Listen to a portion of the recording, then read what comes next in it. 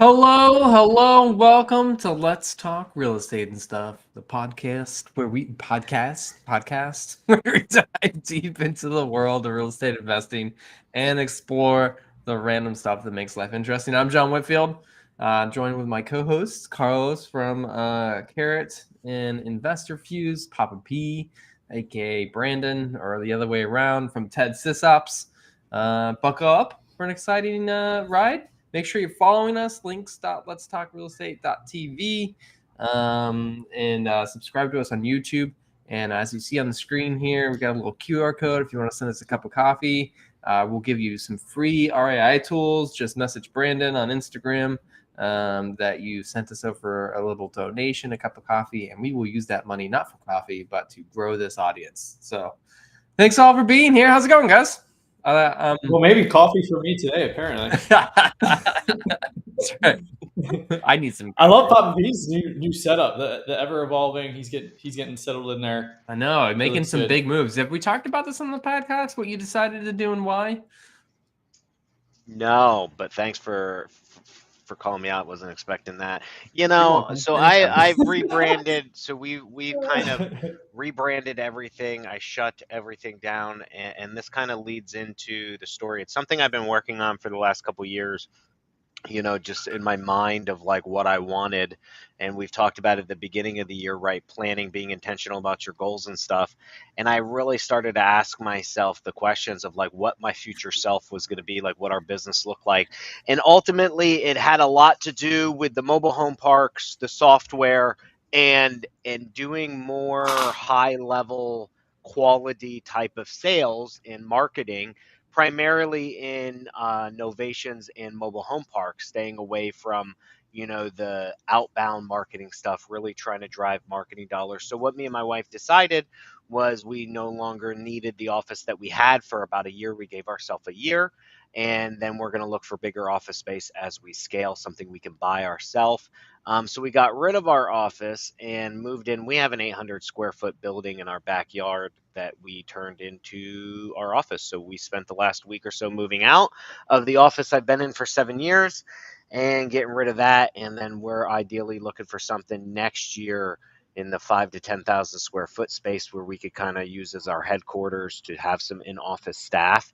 As we scale our virtual team and then look for our in-office team to be the manager, department heads, and help us run our organization as we're scaling our mobile home parks and releasing and building our software team. So it's just something, man, and it was more about like I saw myself less and less as the guy trying to run a sales department and taking down 15, 20 transactions a month in wholesale, and what do you really get from that? And I said, is anybody ever going to buy my wholesaling business? The answer is no. And a lot of it came from Hormozy, right? And I know like Carlos is a huge Hormozy fan, and he had made this statement, and this is all this stuff leading up, right? Like just coming together. And it didn't happen overnight, but he said he knew a guy who was running multiple businesses, all successful. And I believe the story went where he said, let me ask you something. If you ran one business, if you picked one of them, do you think you could grow it to $100 million? Mm-hmm. And I believe the guy's answer was yes. And he goes, well, why don't you? Instead of running a bunch of $1 million businesses, why don't you just pick the one and scale it to 100? And when I thought about that, I was like, well, I could do that. Like, why am I screwing around trying to make 100, 200, 300K months in wholesaling to have no residual value? There's no residual value in wholesaling. I don't care what anybody says. Yeah. There is no It's all residual. transactional. Yeah, it's all transactional. And I was like, man, and a lot of it came when I bought my first park and I saw the guy make $100,000. And I said to myself, wait a second. The wholesaler? The whole Tyler, he made $100,000. Not complaining. It actually sparked my whole thing. And then I saw Grant Cardone becoming a billionaire because he's syndicating and funds and all this. And I was like, wait a second. I was like, I could buy my own park, make myself $100,000, raise money, learn that aspect of it, scale my park model business, right? And become a billionaire like Grant doing that. while still making that active income and getting paid a fee every time I buy a park. I'll get paid the 100 grand. And I said, well, that's a hell of a lot better than wholesaling and dealing with buyers, dude. Like, Dealing you with know, self. and it's like, and I It stresses me out hearing about it. I know that do it. we dedicate our lives as service professionals to help wholesalers out. Me, you, John, I'll do that. But I even get stressed out just thinking of And all the stuff listen, you got to do. I still need to do it. We're at a point in our business where we still, because I don't own enough passive income to live the lifestyle we want, so we still have to wholesale. But that's where we decided, okay, let's rebrand from the cash now type of model to our company is called Offer Please. Well, you want an offer, please, and we're more than happy to make you an offer, but we're not reaching out to you, you're reaching out to us. We'll see if we have a good fit for you. And it also fits into our model of Park Offer Please, where we're going to be marketing to mom and pop RV and mobile home parks. So that's kind of a long-winded story about like kind of where it all came from, and a lot of it came from Hormozy. It came from looking at Grant Cardone. It came from looking at that deal I did 2 years ago on my first park, and I kind of rebranded and reimagined what it was going to look like. And the software too. It's like John knows. I mean, he sold a couple companies. You can sell a software company. You're not selling your coaching business. You're not selling your wholesaling business. No one's coming to buy your freaking flipping business, okay? Like, that's not happening. So, why are you going to work 15 years, a decade, take all that skill that you learned from there and put it into a business that has residual value? And it's like, it makes sense to me, you know? Yeah. As a random. You could go ahead. No, you could just build a bigger business and you actually get paid for the work that you put in versus working your butt off on a transactional basis and having nothing left to it. And yeah, you made a lot of money, but Yeah. And I think you're going in the right direction. Just as like a random side note, I don't think you've mentioned that you're renaming your company to me before, but I like that you went that route. Just with all the conversations I've been having about with continued issues with A2P 10 DLC and the FCC. yeah, that was a big part of it. Like the homes for cash kind of keywords and phrases are going to start causing problems into the future, and that type of real estate is being targeted by the FCC.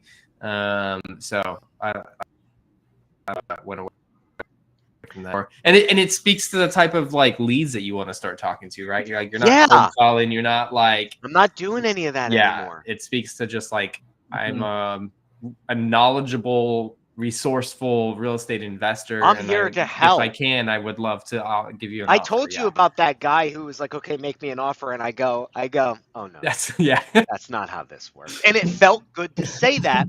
And listen, like, and I get it. Everyone's chasing becoming the biggest wholesaler. Cause to me, wholesaling is like high school. It's like everybody, you're the coolest kid in school if you make the most money. And I was about that life back in 17, 18, and I was making the 6-figure months. I mean, the best we ever did was $250,000 a month. And when you're hitting that, and it's like, there's some excitement to that for sure. Yeah, there is, but you got to do it over and over and over again. And it's kind of like, and then you become a coach, right? And in my mind, it's like, I'm doing all this work for what? Like, because the wholesaling purely itself isn't sellable as a company. It's not. Like, you're a marketing and sales business, and the second you die and you go away, and that you're the inspiration for your sales organization. Like, listen, let's be honest. Like, Grant's got a great business. If Grant died, all of his sales business would go away. The only thing he would have left is all of his apartments. His events would go away. All of his events, all of his sales video stuff that he does, he could never update it. Eventually, all that dies. What he has left is his apartments. And I thought about that, and I said, okay, what are the businesses that can make me a billionaire? And the other, like, and I'm getting sidetracked, but the other thing that made my point was months and months ago, I heard somebody say that it was on a podcast, and I think Jamil Damji said, me and Grant were broke at the same time like a decade. I told John this. You know, it was like back in 08, 09. He was like, we were both broke. He's like, I had a goal to make $5 million. Grant had a goal to become a billionaire. We both got our goals. And I was like, well, what are my goals? I like that. Yeah, so all of this stuff, and I was like, screw it, I ain't trying to impress anybody. Like, I don't need to be and trying to argue with wholesalers about who's the best. It's like just a dick measuring contest, and it's like, bro, Yeah. So yeah, and I see a lot of these wholesalers wasting their time doing it and then becoming coaches, because adding coaching on becomes this next logical step. Mm-hmm. But like, do you know how much work that is? You know, I tried, and I told Carlos, I was like, I'll never again want to sell a product to wholesalers like that, like a coaching product. It was the worst experience of my life. And I was like, there's no part of that is residual because value again. part of that's the wholesaling business isn't sellable. And I think part of that is because the wholesaling entity LLC itself isn't sellable as like a software company, for example. Yeah. But then also, I think that something that we've talked about, it's also the coaching or other business that you can get into is kind of like hedges just if the business isn't bringing in as much money. Because nobody is consistently wholesaling their entire career, especially the you people make that have more been money in it for off a the long coaching time. than you do off of the wholesaling in the end. And so a friend of mine, a social media friend, I've never met him in person. We just have long convos via DM. But he made a statement, Alex Ottawell, he made a statement where it was like, he goes, any business that you have to outsource like 75% of your operations overseas for affordability is not a sustainable, scalable business. And that's wholesaling. You have to outsource all of your freaking business in order to make it make sense. You can't afford in-house admins and in-house callers. Everything's overseas at $5. There tells you something that business is not scalable, hence why you're not going to sell it. Whereas a software company, right? I mean, you could go overseas, you can hire United States devs, you could build your software company. It's a residual value that can be sold, and another business will come and stack it onto their products. You know what I mean? Like, and Carrot's a great example of that. Carrot has grown. They built a great business. They bought out a CRM company. They're stacking it on. They're reaching more people. And Trevor's a great example too, because Trevor's not coaching. Trevor has his product, and then his coaching is a result of his product. You know what I mean? Like it's a part of the product. So even if he went, their Carrot still exists, right? But if I stopped wholesaling, my coaching stops, because my coaching only exists because my wholesaling business a lot of times only exists because of my coaching, because I'm making enough money from this. So it's just a little Well said. my thoughts there on that. And I sent Carlos a post, and the reason why we're talking about this is, what's the guy, who was it, Carlos? Antoine Martel, my good friend Martel. here. Where's he out of? He's out of the Midwest or something, right? That's where he invests in. He invests a lot in the Midwest, I think. Or no? More of a Midwest guy. Yeah. Getting into properties like ARV, like under 200K, under 150K. But he lives down near you, right? Yeah, he's right in my neighborhood. So that's like the guy I hang out with most down here, actually. The post Papa P sent me was an interview he was doing with the Mathis twins. Well, I don't know them. I know they're influencer guys as well. But he was doing a podcast interview with them, and he was talking about that, essentially doing real estate the last 8 years. It's like, man, you're only as good as your, how much deals you're bringing in. Like, you can't like sell it and, get a multiple on that. So he pretty much made a coaching program based off of all of the coaching, and also there's a CRM element to it that people roll into, like a 199 CRM. But he essentially leveraged. So again, I don't know. When I'm hearing Papa P talk about it, I'm almost thinking of like wholesaling is not a sellable business, but the experience and different things that you get from that, you're able to latch on to other things. A lot of people have been successful with coaching. Yes. So I don't know. It's a great way to learn Thing. business. Well, it's not, none of it's sellable, right? Nobody's coming along going directly sellable, but you're learning so much stuff from it that you could. Well, that's no, what it is. And that's the post that you sent from Antoine. Yeah, I did. I don't know if we're saying the same thing, or maybe it's the way you're saying it that's confusing me. It's not the business that's sellable. It's your skill set that you learn that you put into a business that becomes sellable or residual, right? Like that. Exactly. So for example, it's like as I'm building my mobile home park business, as I build that out, those assets themselves operate without me, right? Our property, because we're doing everything in-house. So that business will be able to go on without me because those assets are forever. And even if I outsource, if somebody's like, you know what, my kids say, I don't want to do the property management, I want to outsource that, which I think would be difficult because it's mobile home parks. But regardless, they could still be making money off that. But if I had a wholesaling business and I die, and they're not coming in to run the sales team and make sure all the managers and my VAs and coming up with the new ideas, right? Like coming up with the new marketing ideas, going to the masterminds, pivoting on what's next. That's not happening.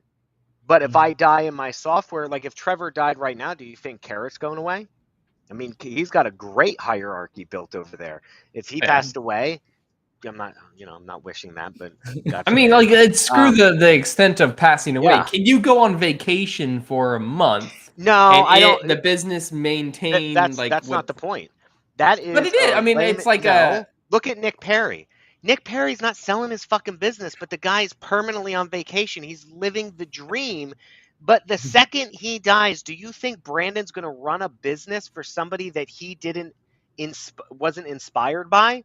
So him and Nick Perry teamed up, and Brandon works for Nick. But if Nick passed away, you think Brandon's going to continue working for a piece of the pie when he runs that whole operation? For who? For Nick's wife or girlfriend or whatever relationships he has and his family? No. He's going to go do his own thing, 100% guaranteed. He'll go and say, well, Nick's gone. My deal with him is done. I'll go start my own. You could say the same thing of a software business then. That's you could not make that true. same argument. You could say somebody at Carrot, the CEO walks away. Do they feel the same amount of like...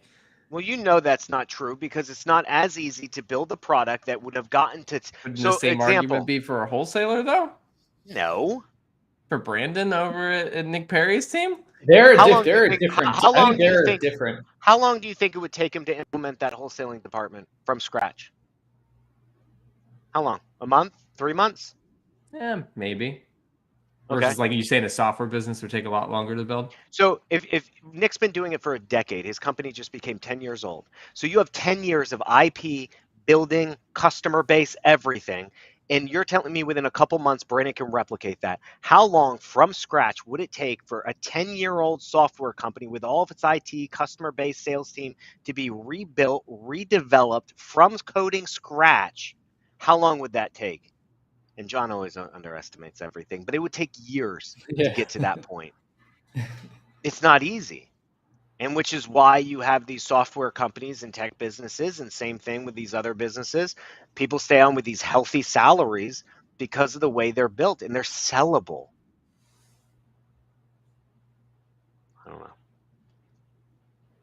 Yeah, I'm with both you guys. I think the Nick Perry example was just a different class where it's like it's a different multi-year CEO, personal relationship there. Brandon, they would You're right. have like an in memory of Nick and carry that on forever. But I possibly, get where and I don't know them I don't know them personally. I'm just using it as an example because he's a great example. For the general example. The going on vacation thing I think is a crock of shit too, because it's like nobody who runs a business actually wants to go on vacation. I don't see any of these guys don't want to leave their business. Now in wholesaling we do because we cater to a demographic of people that want to get rich quick. And they're new money. They've never had money. So yes, as soon as you make money, you want to live this lavish lifestyle. But we all aspire to be billionaires, right? Like a lot of us. And the people we aspire to be like do not say ever, I want to work so I could go on vacation all the time. Right. Yeah, Zuckerberg doesn't say that. Elon Musk sleeps on the floor of his factories. Bill Gates is still trying to fucking take over the world regardless. Bezos, no matter what he's doing, he's always inventing a new company or something. And we use them as examples, but then the stuff that we preach in wholesaling industry is the complete opposite. But then we all want to quote them and say we want to be like them, and that's my problem. And so I said, well, if I want to be like them, why wouldn't I just build a business that could technically grow to that point? And I don't think you're not going to do that with wholesaling, contrary to what Robert Wensley says. You have me on a good of what I want to bring up was probably the back half of this episode. But Before that, I was gonna say Papa P goes on vacation every month to kind of surprise you guys, but his Yeah. vacations are going to Arkansas and the Carolinas. Wow, that and is a looking at vacation. 100+ storage deals, or excuse me, not storage deals, mobile deals. That's how Papa P chooses vacation. And on the experience thing, I want you to try to pull this out of your head. Just first number in your real estate career across all asset classes and off market retail, everything brokerage. How many sales calls do you think you've done? If we're talking about someone building experience to layer on I the other I have avenues. absolutely no idea. I've never kept track, and until the wholesaling industry became a thing, I never kept track of my sales, my transactions, never did any of that. I have no idea, dude. What's a good number? And you bring this up at a good point because I was watching somebody talk about how many transactions they did, and I was trying to figure out how many I did, and I still can't come up with a number. I'm like, I have no fucking idea. Like, what was I doing on average back in the day? Like, I can't remember that far. We didn't keep track. Right. And now it's a thing because you want to measure it. I don't know, 1,000 calls? Like, I have no idea. You've been on way more 1,000, than 1,000 way phone more calls. than that. I have no. I was just no about to idea, say, for dude. me, when I'm talking to people, just doing this, it'll be 8 years in April, and just thinking of like monthly meetings between all meetings, like customer meetings on Zoom, easily over 1,000, probably closer to 2,000. If it's just one-off phone calls that you've had from your cell phone and stuff, Brandon is probably 20,000 plus multi-line calls. Yeah, it's just crazy start adding to in think about dialers. I'm up there. Yeah. I don't know. It's just interesting to think about. But everybody has their experience in life to not necessarily be a coach, but they're teaching something or able to give insight on something. And there's nothing wrong. I just want to say there's nothing wrong with running a wholesaling business that's transactional. There's nothing wrong with dedicating your life to becoming a wholesaling coach. There's nothing wrong with that. I just believe that what you think and what you say and what you do need to align. So if it's like this, it's like I'll use an example of like just this biasness that we all kind of think of with high school, right? If wholesaling is high school, and you're the coolest kid in school, and instead of going off anywhere and starting a life and moving away and becoming all this rich, wealthy, big businessman or whatever, you decide to stay behind because you're famous in that town, stay behind and become the high school football coach. There's nothing wrong with that. You still could be the best high school football coach. You just didn't venture out and explore and stretch yourself. You stayed with what you know because that was comfy. And I think that's what a lot of wholesalers do. They become famous. They become influential. Everybody is asking them for advice. The next logical thing is just to stay where they're at. And I mean, if they make the right decisions with the money they make in wholesaling, they certainly can invest in assets that 100% do reach the kind of like realm that you're not becoming a billionaire. You will not become a billionaire. And Kent Clothier said it to himself. Kent Clothier, and he said it the other day. He said, if I didn't start my coaching business, I'd be a billionaire. And he said the reason why is he goes, I regret starting. Yeah, he said, I regret starting this. The amount of effort, and this is what it comes to. You're only one human, John. So, and you could start a coaching business, and you're right. I could go buy a commercial building, and I could do this. But if I'm successful at this coaching business, and to have this, I still need to run my wholesaling business, or at least advise on it with the staff that I've hired. Yeah, I have no time to go build a $1 billion empire of real estate because that's a whole other business in and of itself. Sure. And so Kent Clothier, when he was up, I was watching one of his clips. He was up on stage and he was saying, or in front of his audience, and he was just saying, in general, he dedicated a lot of effort to the boardroom and building that and coaching. And he goes, if I never did that, I'd be a billionaire today. Because he would have took all that energy and built something else. And that's not to say what he's doing isn't important. He's trained and helped so many people become extremely wealthy. But I'm saying where I said what you think and what you say and what you do needs to align. Don't say and start quoting billionaires when you're doing millionaire activities. And so that's the difference. It's like everyone's reposting and like, oh yeah, Grant Cardone this. Grant Cardone isn't messing around with $1 million activities. He's like, I got to play like the big boys play and I need to act like it. And so he's not doing coaching. He's doing large events. And at those events, he's building money, people for money. The closest person that I could say to Grant Cardone, and I don't know him personally, but I would say Ryan Pineda. I would say the business he's building is a replica of what Grant Cardone did, and he has a lot of potential to become a billionaire based on the way he runs and combines all of his businesses. Mm-hmm. He Pace used Morby? Doesn't Pace Morby do the same kind of thing? not like Grant, no. Pace Morby. So when you think of Grant, you think of throwing lavish events, using that and that fame, that social media fame, and everything around content and being loud and just releasing all that stuff to funnel people into his programs and then to go and raise the money for Pace. I don't see like he doesn't even raise a lot of money. Like he bought a couple multifamily, right? But a lot of his stuff is his own money. Sub 2, no money down. Now, granted, he owns like $460 million worth of real estate, and he's built a phenomenal business. And yes, I believe he will be a billionaire too, most likely. But I just say I don't equate him to Grant Cardone-esque. Right. I would say Ryan Pineda is like a replica of what Grant Cardone's business model is. And I would say Pace Morby has kind of, I would say he paved his own path. I wouldn't say he's a replica of anybody. Yeah. I mean, there's multiple ways to get to billions, but yeah. So there is. Looping back to what you just saying. So Anton. Speaking of billion, Antoine. So Antoine Martel. Well, I'm lost because I haven't read the post. I wasn't in the convo. Like you're saying that he made the right move into something that is sellable to grow an empire, or he's building assets. I mean, in the end, he just said my flipping business and stuff was never going to be sellable. So why am I putting all my effort into it when I could put the same equal effort into something that could become sellable? That's all this conversation is about. Yeah. And whether it's building, and whether you're focusing on raising money and building assets, or starting a software company, or starting a medical company, or starting something that one day can be bought, I just think like Carlos said, you learn so much. It's the easiest business, wholesaling, to learn how to become a businessman and a leader and to get your stripes.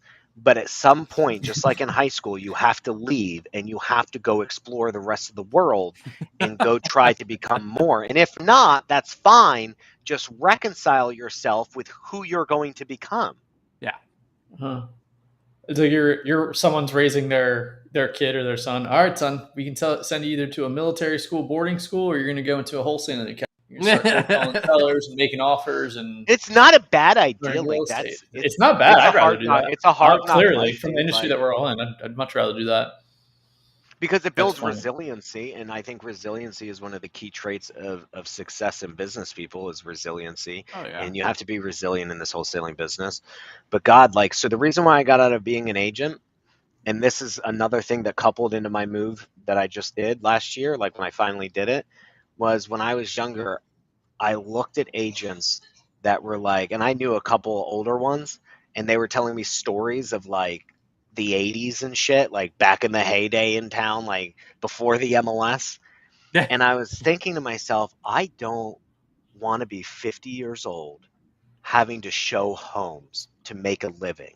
Driving a beat up car. Now, granted, there's always the 1% of everybody, who make the most money, but just looking at the general population of realtors that were aging, because I joined REMAX and I love it. Mentor there, great. But the general population at REMAX was older people, 40s. I was 20 something. So at that time, 40 was old. 50, you know what I mean? There was a lady 60 some years old. Yeah, I know. And I said to myself, I don't want to be answering the phone because your buyers are your bosses. Show me a home on Saturday at 3:00 or Sunday when I'm trying to watch TV with my kids.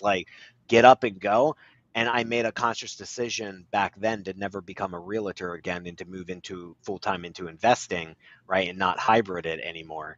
And this is the point where I did the same thing, leaving wholesaling and the transactional side of it and saying I need to go build something lasting,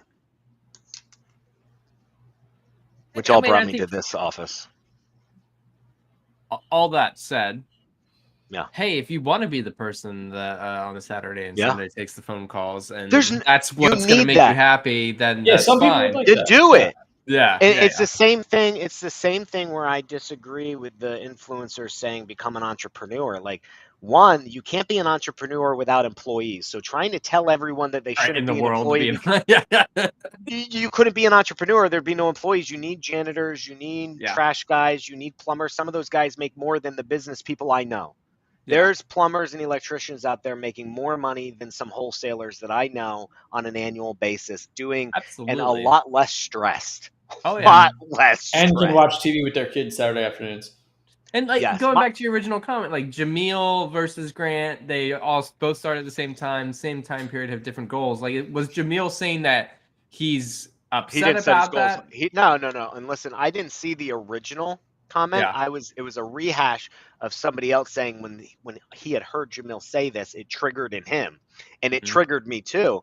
What I got from it was he was saying it's about the goals you set. You will achieve them given enough time. I told myself I wanted 5 million. Grant told himself he wanted 1 billion.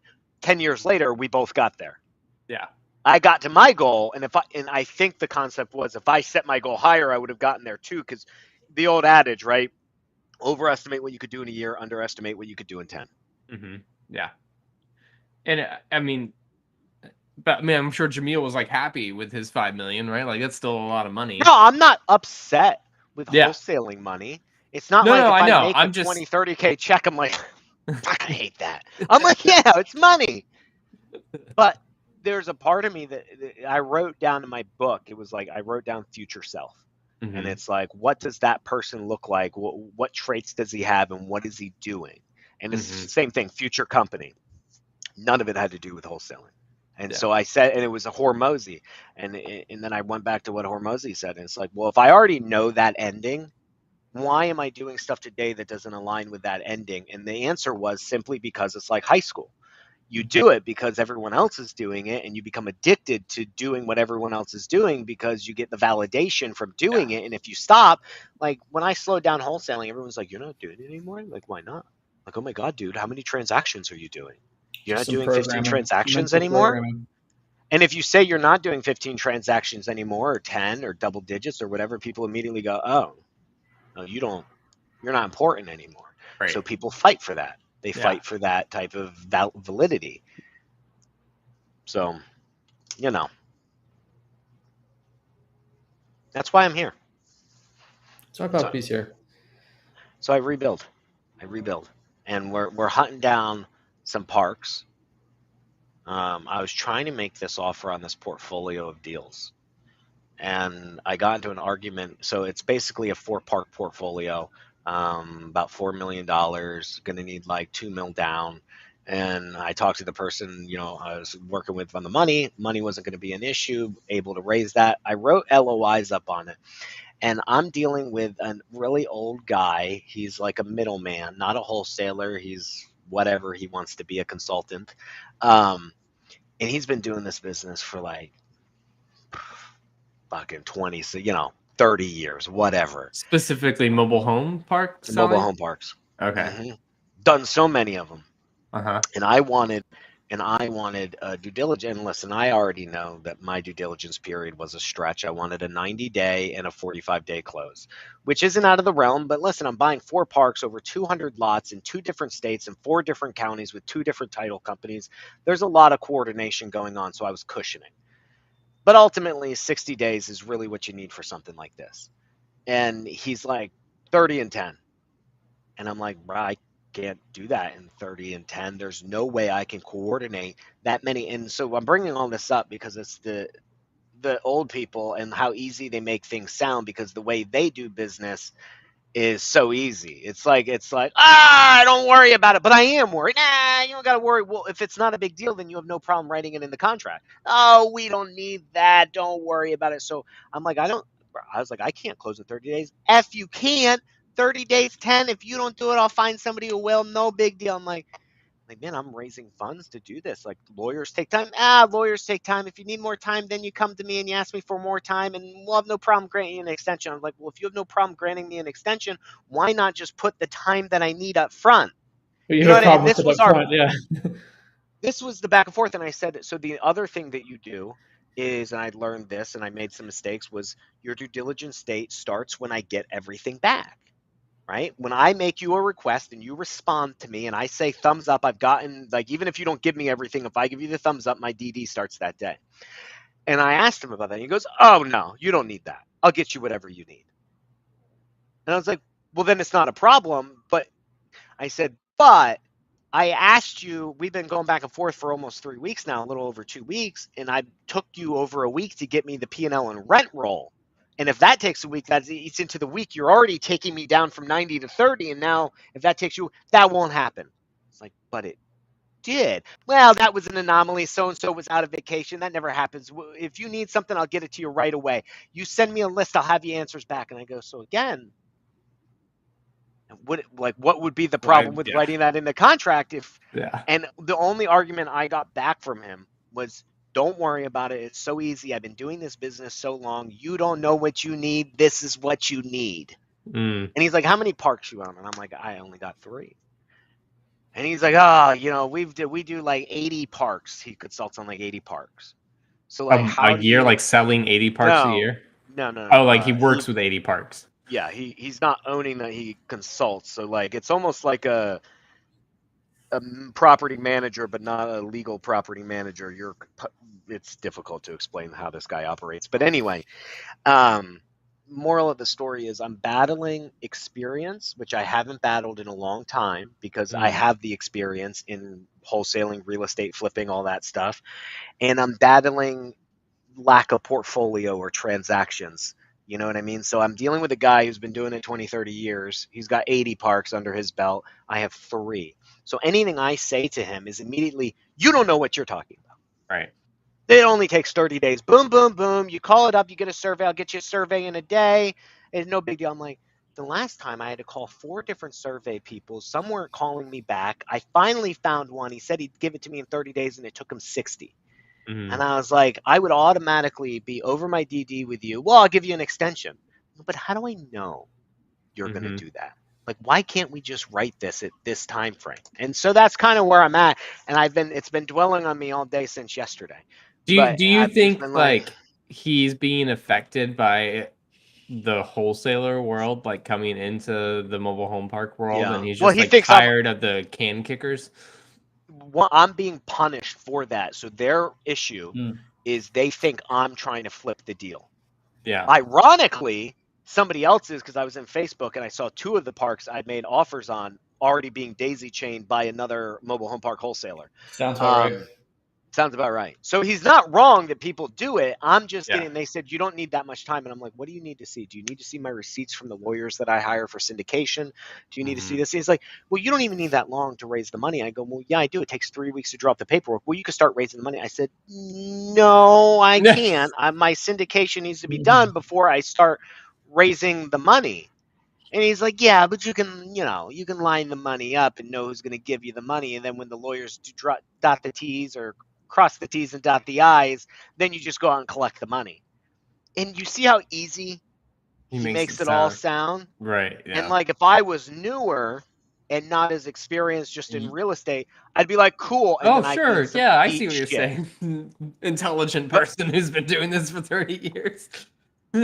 Yeah, so I'm at this point where it's like, I want the deal. I want to buy these 200 lots. I want to buy these 4 parks. It fits my profile. I could do it. But you don't want to get emotional. And if I can't get what I want, then, and I'm not saying I need the 90 and 45. That was a crapshoot. I was hoping for it. But 60 and 30 to close 4 parks in 2 states and 4 counties with 2 different title companies is my minimum. If it was just one little park, 30 days and like a 20-day close, like I'm cool with that. Closing under 2 months for that, I'd be fine. I could do it. I'm traveling to 1 park, but that means I got 4 different septic systems, 4 different sewer systems. And on top of it, this motherfucker wrote down that it was a city water and sewer. And when I'm on the phone with him, I found out there's lagoons and septics. And I'm and I'm supposed to trust that he's going to get me all the info. I was like, bro, your pitch deck wasn't even accurate. How am I supposed to trust that, what you're giving me is going to be on time, on point, and accurate? And I'm not going to have to I didn't say that to him because, once again, I almost insulted him, like slightly, with that comment about how long it took for him to get my P&Ls, and he went off on me about how inaccurate I was to judge him on that, and that's not how he runs his business, and anything I want, I get like that. Meanwhile, This motherfucker's so old he can't find my emails and always just calls me and says, just write this down. You sent me an email? Tell me what you said and I'll just tell you over the phone. And the one day I'm like, dude, I'm not going to say his name. I was like, dude, I was like, I'm driving. You sure you can't email it to me? And he's like, yeah, I'll email it to you. And I'm like, and then he never emailed. And the other day, he's like, you said you were going to send me those offers. Did you send them to me? I was like, yeah, I emailed them to you. And he goes, just tell me what they are. I'm like, so there's a part of me that says, like, so I'm weighing two sides. Either one, I'm going to give him the ultimatum. I'll do 60-30. If it's a yes, it's a yes. If it's a no, it's a no. That's fine. I really want the deal, but I always have to err on the side of caution because if the deal is this difficult up front, it's not imagine what happens when it comes to getting the documents in order. And I have an issue with the way the seller finance note is. And then he tells me not to worry about it. And at this point, I've already spent $15,000 on due diligence. I got 20, 30, 40K tied up in EMDs. And this guy's telling me not to worry about how my note and mortgage look because he's got it. So I'm torn between the two things. And I've been thinking about it for the last 24 hours about how to respond to this. Because you have to go tread carefully between wanting a deal and not seeing the signs that God is protecting you from something that ultimately is not a part of your major plan. And it's hard because it's not like God just comes down and says, Brandon, don't do this. Brandon, do this. I see the signs and I have to interpret these signs and I'm not clear as to what this is. But I can't tell you. I'm assuming this guy probably keeps his funds like on Coinbase and like a cold storage wallet and is this guy is the he knows all that. Yeah, this guy. Imagine if you told him, "Yeah, I got some funds for you. Here's my cold storage wallet. Just log into it, put it on, transfer it to Coinbase." I mean, he's something special, and on top of it, he's one of those guys that won't let me talk. That's even worse. And so when I tried to talk, he then accused me of being irate and rude to him because I cut him off because he wouldn't let me. So he just kept talking over me. And so when I tried to take control of the convo, he then told me he was being effing nice to me and he was about to lose his temper if I'm going to start losing mine. And I was like, yeah. That sounds like a handle. We've talked about it before, right? Like, yeah.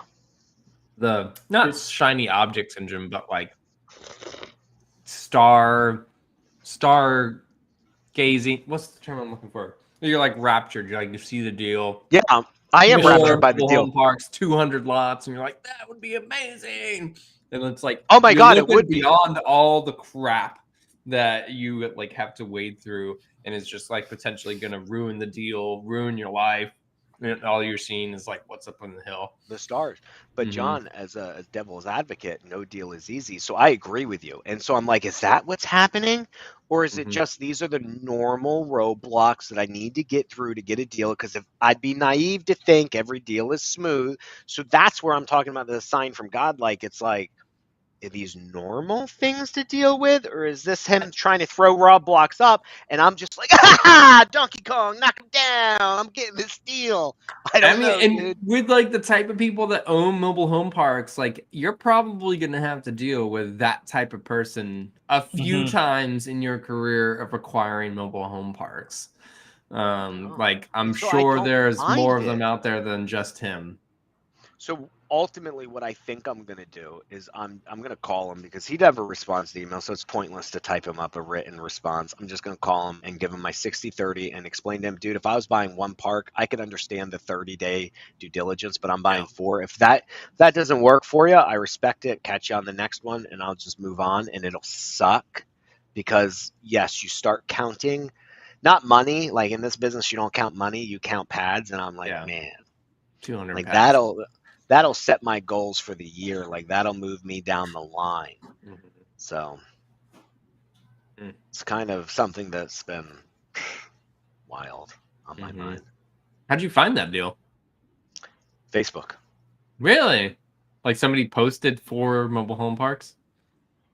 So there's potentially a lot of other people chasing it down. So found off market. What you'll find, it's off market. He's taking it out on Papa P. 100%, and it's been daisy chained. So they got reached out to by a bazillion people. So my job is to look professional, act professional, show them I've done it before. I'm not daisy chaining it, proving myself, and all that. So there's stuff to it that these off market people moving these deals. It's just so it's just difficult with this one. And that's fine because I'm sure somebody will buy it, and I'm sure he can piecemeal. But it's one seller working with this guy because he consults. He's been working with him for years, consulting on operating these parks, right? Not a true property manager because he's not licensed, but a consultant on how to run parks. And the one guy selling all of it. So yes, the guy would like to sell to one person. It would make so much easier than finding 4 or 5 different buyers to buy all these parks and then deal with all these contracts and individual transactions and individual personalities. So I have that going for me. I'm just sure the guy's like, I got a guy flying out there Monday. He'll close me in 30 days. Okay, fuck it. Like, I can't do that. Like, it's not my money. I'm not just going to fucking wing it, bro. Yeah. And I'm sure he's getting pitched from other people who will daisy chain and wholesale. Sure, I'll do a 30-day close. Yeah, no worries. Yeah, and then they ask for extension after extension. I just do the opposite. Here's what I need, and I know I'll be good with this. Regardless of what pops up, I'll solve it. If you give it to me, I'll be fine. Everything else is on me. Yeah. So how's it going with your other closing? Is that done yet? Oh, God, dude. Is this the Georgia people? I can't remember where all your parks are now. I'm not trying to hog the airwaves here with my mobile home park stories, but so we got to a standstill on the renegotiation. I feel that they misrepresented the property, and I told you they tried negotiating up, right? I told you that. Negotiating up? I don't think. Did I not tell you? I did not tell you that. No. They fucking reverse Uno'd me. What? How's that a thing? They threw the reverse Uno card on it was wild. Fucking wild. So much respect for this guy because it made me double take when the realtor called me. Listen to this. So it's a seller finance I negotiated, and it's all in the contract, right? He's getting paid $6,200 a month. I asked for a reduction, and I told him, if you give me the reduction, my payment will stay the same. I'll just change the amortization terms. So you'll get the same monthly coupon no matter what. Boom, because they were focused on that. It's $6,200, and we'll just round and say $6,200. Anyway, when the realtor was really in it the other week in negotiations, I was up in Arkansas at a cigar lounge relaxing, just going back and forth on the phone, picking up the phone, negotiating. And she had called me back and said, can you verify what your payment was? And I was like, blah, blah, blah. I pulled it up on my phone. And I was like, $62.09 and 47 cents. And she's like, that's what I thought. Well, so-and-so is upset because he assumed it was $6,900. And I go, okay, well, it's not. And it's in the contract. She goes, I know. I just wanted to verify. So she's like, let me call him back. Calls him back. And we're still trying to negotiate a few $100,000. I'm smoking a cigar in a lounge that I found up by my hotel. Very nice. Cigar Republic. Quick note. Oh, this is at the hotel. I was going to say, I'm going to Tampa next month. I'm going to stop in and have a cigar with you. Let me know. There's one down in Tampa I used to go to. But anyway, she calls me back and says, well, they don't want to negotiate down with you. They from 6,900? No. From 1.8 mil down to where I'm trying to get to. Okay. And I anchored and I have room. And they're not coming off 1.8. In fact, they wanted me to come back to you and say that they need you to give them more money and they want $6,900 a month now at the 1.8. And I go, what? I said, yeah, they're not going to negotiate down. They want you to come up now. And in my mind, I'm like, did they just fucking reverse Uno me? They pulled out the fucking reverse card to say, screw. That's hilarious. Gotcha. So I'm like, that's bait and switch there. Not going to happen. So anyway, long story short, there's 2 brothers. The one brother's very open. He said, well, if we're going to come down in price, why don't you try to go get financing with a bank? Listen, dude. So that they don't. So it's not seller finance. So they just get all the money, and that's why they'll come down. They're coming down. Yeah. If they want to, if I'm asking for money off the deal, and the only way they're going to do it is supposedly was if I get a bank to just cash them out, and I do financing with the bank. One, I'm not trying to get into the weeds on this, guys. Just trust me when I say there's levels of parks that will finance, and there's quality and levels that won't. Yeah, This we is talked at a about quality. that on one of our Okay, episodes. Yeah, like you which have to is get it to a certain point for a bank to consider refinancing it, and that's what you I do had your CapEx for. assumed the reason why they were open to seller finance is they were aware of how shitty their Their park park was and is. how shitty how This they is the were one with all the operating window was. units, right? This is the one where, as he said it, when I get cash, I keep cash. I don't report anything. Mm, So on awesome. his on paper, he only makes 10 grand from this park a year. God. So I knew this was going to be a problem, and I also know that how much it actually makes, what they lied about, right? They said it makes up here, now it only makes down here. When you take this minus the interest rates in current market and what the debt would be with the bank, it actually doesn't cover the debt. Like you don't make enough to pay your debt. And so I'm telling the realtor, I'm like, I can, but you understand the answer is no. And she was like, they want you to do this. I'm like, I don't get it. And my brain is logical. I'm just like, I don't get it. Do they not know this? She goes, well, no. I just talked to them about seller finance because it's how I run my business. Like as a realtor, like she always aims for it. And she's like, I never told them that they weren't ever going to be able to finance the park. I was like, oh. So now it's my job. So I went to the bank. The guy knew somebody at a local bank in that same town that Oh, wanted to so like finance. he gave you a referral He for you to gave go he get gave this me a big. referral because the lady at the bank said that she would fund this park. So this whole time he's thinking he's got a bank in his pocket to finance this deal. I call immediately. They know the guy. And like they're so excited. She had her fucking department manager on a conference call with me. They were ready to give me the money. And she's like, "Oh yeah, we know so and so. No problem at all." And I was like, "And you know the park, right?" She's like, "Yeah." And it's like, "Have you been to the park?" She was, "Not in a while, but I know the park." I'm like, "Red flag. Never been to the park."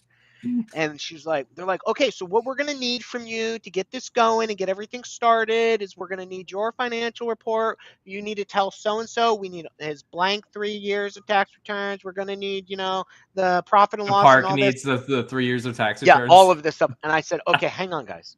I said, before I go and do all that, what I would really need is a yes or no on the merits of the park itself before we get into me and my finance. I respect it, but let's just Right. see if you'll on the face of it. So I run down a list. I said, well, the tax returns only show this much. There's no leases. There's no deposits. I was like, the rent roll is only this much. I said, there's this and blah, blah, blah. And it's on septics 2-to-1. And there's a well and the roads are potholed. And I said, I'll send you all this via email. I said, do you think this is something where you will lend on? All of a sudden they go, Oh, that part.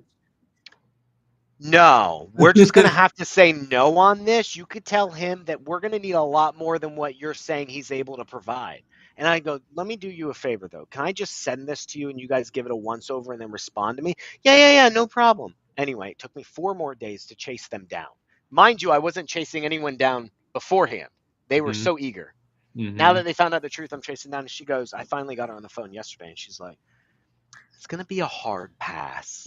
Hard pass.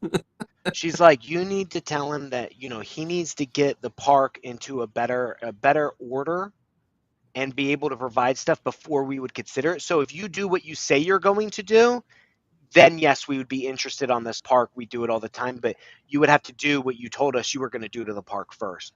So now I'm at the point where we relayed that to the seller and we're back trying to negotiate something off because now he needs to understand his park's not financeable. He's lied about the income. And so we're still at this standstill. Sorry, that was a good story. Bro, it's wild. Like this whole thing is wild to me. Confessionals with Papa P. Yeah, I mean it's funny. Like you think.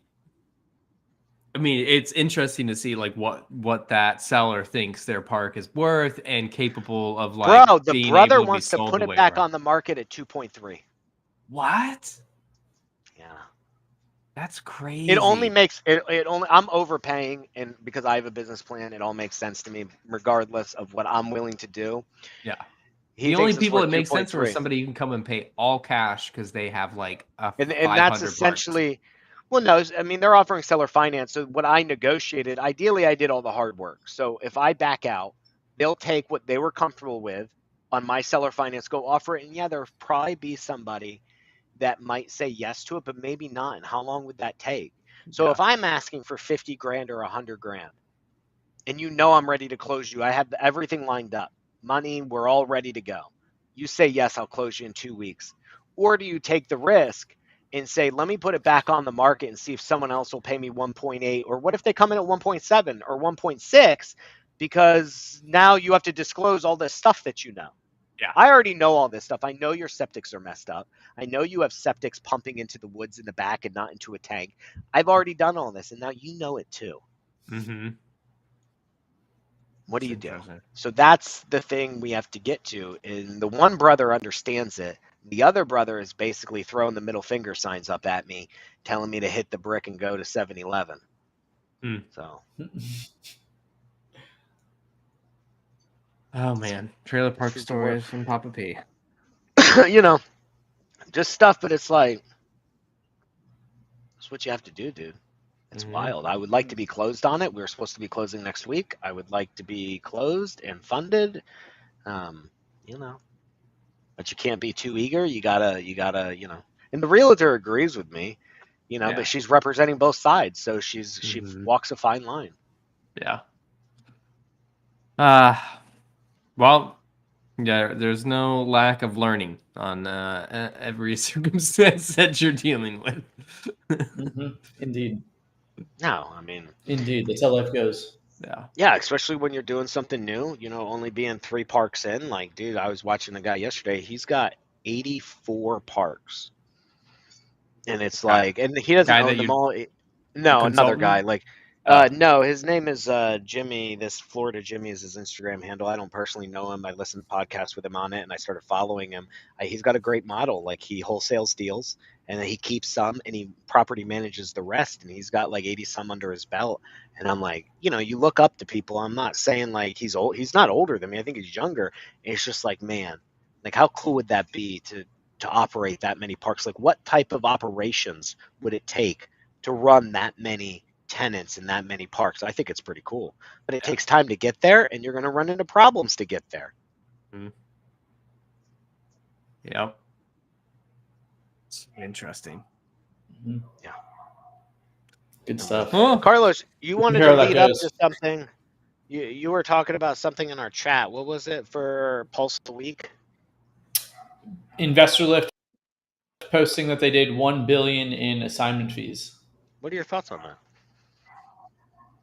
What? It's a pretty astronomical number. They're saying that through their platform, people have. I don't think it's assignment fees. I think it's value, right? Property value.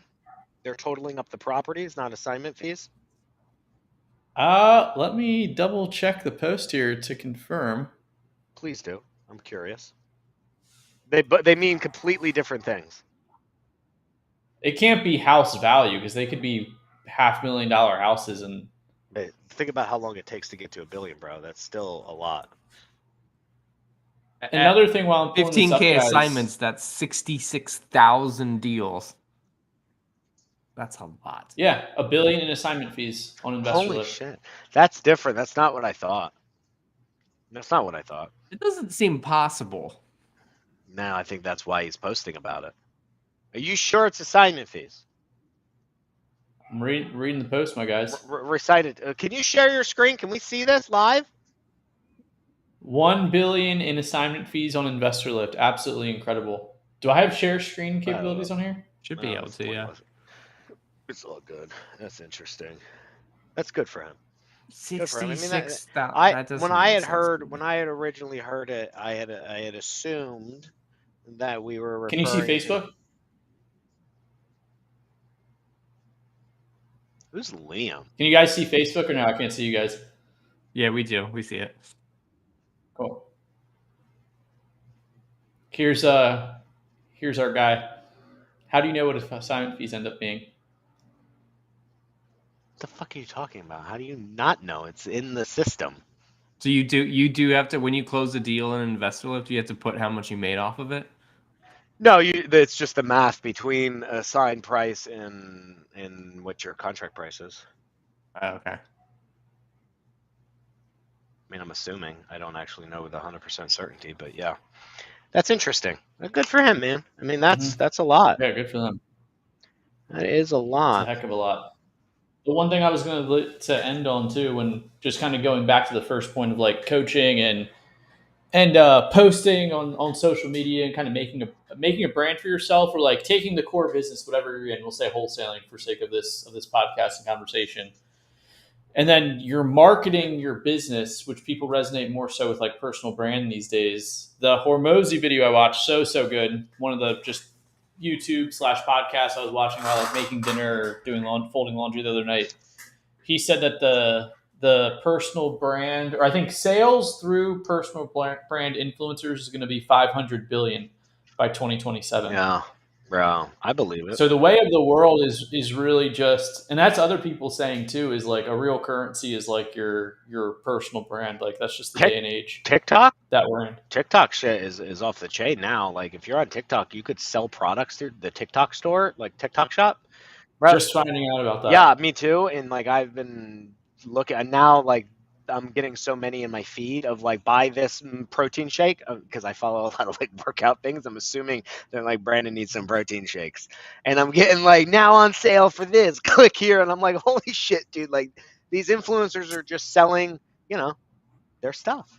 They're just selling it. Click Is the it just link. like The an way the Amazon world is- store is- inside your it's- Yeah, TikTok it's channel? already they're going after Amazon is the way I heard it. Is like they're Interesting. battling the instant shopping style of Amazon. They're not trying to be Amazon. It's just a different way. But it's the instantaneous, like you see it in your feed, you're like, cool, I want that protein shake. Boom, boom, done, paid, done. Ship it to me. Out. Peace. I'm sure they'll Interesting. grow with it. Like, who knows what it'll become. I personally, me and Carlos were talking about. Oh, Carlos, I dig it, dude. I have no more fucking chicks in my feed on Instagram. So I was complaining to Carlos that I was having inappropriate stuff on my feed, and I was upset because I didn't want to open my Instagram because they were tracking me. And How do it's you like, man. solve that? So Carlos showed me, all you do is tell them, and I only did it like 3 times. The second something popped up like that, like it was a girl who popped up, and I'm like, there's a 3 dots, he said. And he's like, click it and then click not interested. I did it 3 times. Bro, for the last day. When you're in the Explorer page, yeah, it worked well. Yeah, dude, I have no fear now, and I'm like, bro, I feel so much better because it's. I Like, mean, I was thinking about that with like my kids. I'm just like, Jesus, like they're just like, it's in the algorithm that people want to see this crap. I'm like, really? Yeah, it's not just that. Me and Carlos. You hold down on the square, and then when you hold down on it, almost like you're taking an app off your phone. Same thing, but you hold down the post, and then you can say not interested and stop sending it to you. Papa P and I were jamming on that on the pre-show Tuesday. That's a good tip. See it right there down in the middle with the little eye, not interested? No, can't see that. Right there, not interested. It's blurry, but yeah, I believe you. And I did that like 3 times after talking to him, and now it's like all that's in my feed on Instagram is trucks and airplanes and dudes doing their tricep workouts, which is what I want my feed to be. Just triceps. Just trucks, no planes, other muscle, and fucking just getting jacked. Nah, dude. Triceps I want are the only biggest thing you need to focus on right now. My feed. But yeah, but we were talking about the difference with TikTok. Instagram, I felt, was feeding me that inappropriate stuff, where TikTok, I had none of that. And I was like, I don't know, like I'd rather not be in Instagram because of it. I'd rather just be in TikTok, because I was afraid to open up my Instagram if anybody was around me, because I can't guarantee what's popping open on my thing. Absolutely. So I did the not interested, and now I'm good to go. Man, we've just filled this episode with so many tips for people's lives, from navigating Instagram to this is how to get to your 5 billion. This is why I think or billion. how to get to your billions. How to get to your billions. And this is why we need to start clipping out our podcasts into like short form, is what I think. I think our podcast would be phenomenal in short form and get to all the little tidbits. Yeah. Well, gents, been a lovely week as usual. Lovely Friday spending it here with you. Have a great weekend. Make sure you follow us, links.letstalkrealestate.tv. Subscribe on YouTube, and we'll see you here every Friday. All right, guys. Have a great weekend. Guys.